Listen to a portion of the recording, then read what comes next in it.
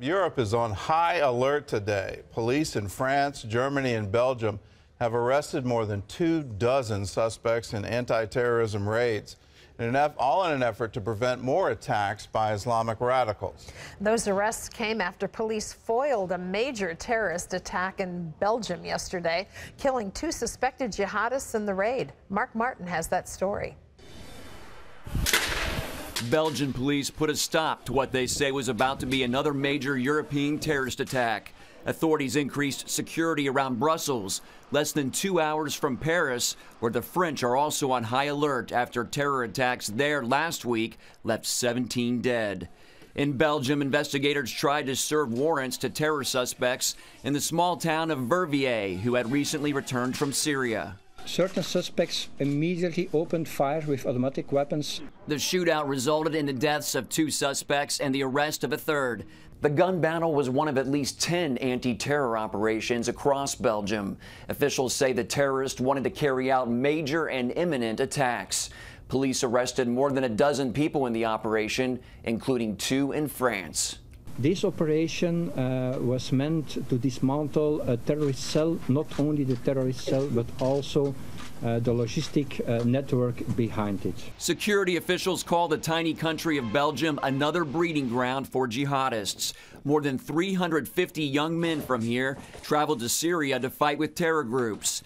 Now, as some return home, European leaders say the consequences are serious. It looks like yet another indication of the huge risk that we face from Islamist extremist terror in Europe. British Prime Minister David Cameron meets with President Obama at the White House today to discuss counterterrorism. Mark Martin, CBN News. And Secretary of State John Kerry is in Paris today, showing America's support for France after last week's terrorist attacks. John Jessup has that story from our CBN News Bureau in Washington. John? Gordon, that's right. Kerry met with several top leaders of France, including President Francois Hollande.